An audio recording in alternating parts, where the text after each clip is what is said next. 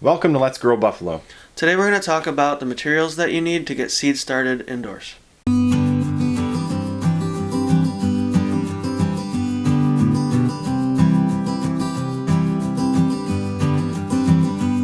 So when you're trying to shop for a container or make one yourself, you have to have a few things in mind. First off, you need to make sure that they're going to be big enough, specifically deep enough as well. So 2 to 3 inches deep is what you're ideally going to be looking for. You need to make sure that whatever you have has drainage holes on the bottom, whether that's a single one or multiple drainage holes. A lot of seeds and plants don't like sitting in standing water, so you need to make sure that water has somewhere to go. The third thing is you want to make sure that whatever you have is going to be clean. So if you buy it fresh out of the package, it's not that big of a deal. But if you bought a plant previously, or if you used a container from a previous year, you really want to make sure that you wash it out with soap and water, or maybe even a bleach solution to try and kill any microbes that might be in there that might lead to disease in your seedlings. Yeah, and you have a lot of different options, whether you want to go with something that's reusable or if you want to use something that's biodegradable. It might be a one-time use, maybe you can get a few uses out of it.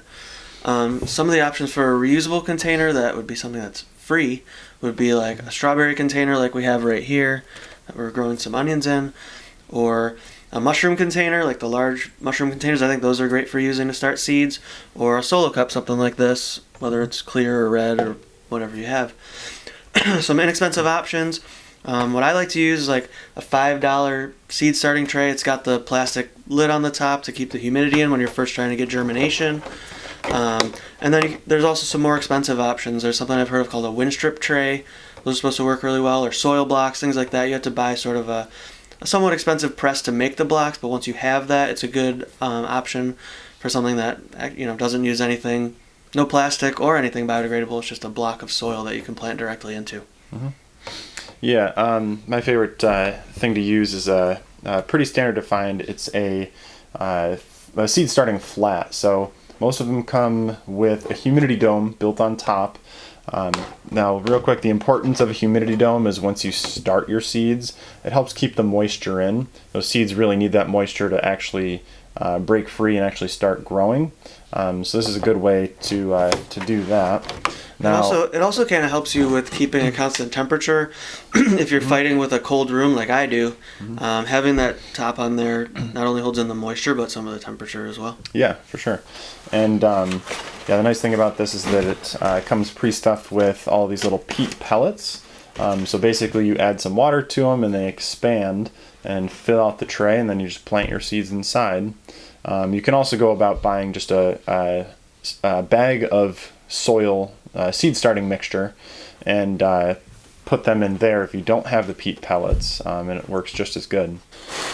A couple other biodegradable options if you're trying to be more environmentally friendly. So on kind of the cheap end of the spectrum, you can use an old toilet paper roll. Those cardboard tubes are perfect. You might need to snip them to make them even a little bit shorter. But yeah, you can use those to pack them with soil and get your seeds started in that. Using like a wax paper like Dixie cup is a good solution. Once again, poking some holes in for drainage. Peat pots are another potential option. Now, my biggest complaint with something like a peat pot or with a cardboard tube is that sometimes if you have them, if you have the soil as moist as you need it to be, sometimes these can actually start to get a little bit moldy. So something to keep an eye on, and as long as it's not too crazy, they should be fine. And the most expensive option that you could have in a biodegradable list of products would be something like this, which is a fabric pot. It's literally just fabric. So you fill it up. This will last for a few years. You don't have to worry about it breaking down in a single season, but it's nice because this is also a pot, so you can transport it where you need when you need it. All right, Justin, so why do you need a light? So a lot of times there's not enough natural light that you can get out of a window. I've tried it before. Typically it leads to plants that are tall, leggy, and falling over, and just trying to constantly go towards the light. You're turning them, fighting with them all the time. And if you don't have a light, it's worth a try. But I think it's beneficial to have a light for a few reasons. Again, to prevent your plants from getting leggy, you need to just make sure they have enough light that they're just growing slowly and steadily and staying nice and strong. And then it's nice to be able to control the amount of time that your plants are exposed to light. I think early on it makes sense to me, just have them on 24 hours a day, just get those young seedlings well established. Once they start to develop their second set of leaves, then you maybe want to start weaning them off the full light and starting to dial it back to about 12 hours of light, or whatever is sort of natural in your area at the time. And then you can also then control the distance. As long as you have a setup, it's good to have like a chain type setup or something that you can move up and down so that you can control the distance from the light to the plants as they continue to grow up and as they have their demands for light change as they grow. Yeah, there's different types of lights too. So the typical one that I at least started using is more or less a shop light. It's a fluorescent light. So they've got the long tubes. You plug them in. You got to make sure that they're going to be bright enough.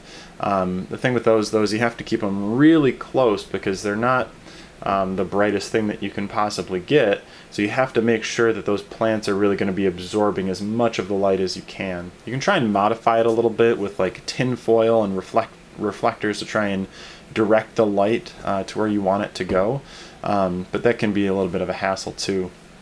The other problem is, if they're generating a lot of heat, they can also stimulate too much heat and cause them to grow incorrectly. Another potential option would be like this other setup I have, which is an LED light. So this is more efficient. It doesn't give off as much heat, and it's way brighter. So the nice thing about this is, even though this is smaller than a shop light, I can actually suspend this from a higher distance and hit more plants. The other nice thing about this is it has different colors to it. So every other bulb, one is red, one is blue, which can help adapt to whatever the plant needs at the time when you're trying to grow. A couple of terms to keep in mind would be Kelvin, which, if you're looking and shopping for light bulbs, Kelvin is just the color. If you think about sunrise in the morning, the light's going to be more reddish, orangish, and then at midday, the sky is going to be really blue. Those different wavelengths help plants grow different ways. And then lumens is the other thing you have to keep in mind, which is the brightness. They say typically for a fluorescent light, you need at least 2,000 to 3,000 lumens to have adequate growth from your seedlings. All right, so we're going to go take a look real quick at Justin's seed starting setup. All right, Justin, show me what you got. All right, so first this is the second tray of seedlings that I started just about 3 days ago. So you can see I still have the humidity dome on there. I got a temperature probe coming in here, a heat mat underneath, and you can see there is some germination starting to happen. Nice. And both on the sides. Yeah, and for the most part, the tray's working well. I do notice some spots where things tend to dry out a little sooner than other times, so maybe a more expensive tray would work a little better in this case. Yeah, it kind of looks like the moisture's accumulating on the sides there and dripping down and keeping the outside a little bit more moist. Yeah. But yeah, that's probably what you got the spritz bottle over there for too. Oh, you yeah. can hit it real quick. You don't want to dump, the watering can's going to be nice later on, but at least early on, if you go dumping that into the middle of the tray, those seeds might be washed away. So. Right. Yeah, and typically with the watering can, I'll water from the bottom, so I'll put it in this way underneath the tray, and usually it distributes pretty well. But if there are some dry spots, that's where I'll come in with the spray bottle. Yeah, that's how the plants like it too. They like to be able to soak that water up from the bottom rather than just absorbing it from the top. For sure. And then so here's my first tray of seedlings that I started. You can see some of them here are starting to get their second set of leaves on them. You got some onions over here, kale here, cabbage over here. I don't know everything. Some herbs starting to come up over here. Decent germination. I think there's still a few things starting to pop out here and there, so I haven't given up on all of them yet, but decent germination. I'm pretty happy with it. Got another heat mat down here. Yeah, so the heat mats, they help keep the seeds at an ideal temperature for growth. They're not necessary. They're not even necessary throughout the whole growing season, but at least when you're trying to start your germination process, they really help the seeds get going faster. Yeah, and typically they're designed to heat to the proper temperature without any extra control. I'm sort of crazy about it, so I have 2 temperature controllers over here, kind of trying to maintain a temperature of about 70 degrees. As you might be able to see, or I can just tell you, this tray here is actually significantly warmer than the 70 that I'm targeting. So the heat mat's not operating, but the light's actually generating a lot of heat because this light is a fluorescent light. It's new to me this year, so I'm trying to dial in how far I can keep it away. It is a little brighter than what I'm used to having, so I think I can keep it a little further away. And that's a good thing since it's generating so much heat. Yeah. I don't want to burn my, overheat my seedlings and things like that. So I'm hopeful. It seems like so far things aren't getting leggy from the distance. They seem pretty sturdy for me. I also use a fan to try to help. I think that helps them get a little bit more stout as well. Yeah, the Wolff's Law principle, it's really an anatomy and physiology term. Basically, your body undergoes stress and your body will adapt to it. The same idea for seedlings. If you grow them in a controlled environment like this, they're going to get as strong as you stress them. So if they're just sitting here and then all of a sudden you transplant them outside, a gentle breeze is going to knock them over. So having a fan set up like that, I personally have an oscillating fan at home. Same idea, it gets the seedlings moving just a little bit to make them stronger, and it actually helps disease prevention too when you can circulate some of that air if there ends up being a moisture issue. For sure. Yep, those are the 2 big reasons to definitely get some kind of fan. This one was really inexpensive. I just knew I wanted something to create some air movement, so whatever you can do to try to keep airflow around your plants, it's going to help prevent disease. Yeah, and I like you got the timer there too, so it's not an issue now, but later as these plants continue to grow and you're trying to target a certain number of hours per day, you don't want to constantly have to remember, oh crap, I got to go turn the lights on in the morning and turn them off before you go to bed. You just set that up and go. Yeah, for sure. And I might even hook the fan up on the same kind of thing. I don't necessarily need a fan blowing on these things all the time, but I'll set it up to turn on and off. Yeah, it dries them out. It definitely affects how often you need to water. So if you're going to run the fan, just be aware things will dry out a lot faster. Yeah, and I like the setup here, the sawhorses with the door. Very creative, and it just goes to show you, y'all have to adapt. Right, yeah, whatever you find. I mean, when I bought my house, there were like 3 extra doors like this just kind of stuck in a closet somewhere, and hey, I found a use for them. I didn't have to buy a table, so it works just as well as a $300 table to grow plants on it. That's and I don't have to worry if it gets a little wet or a little dirty.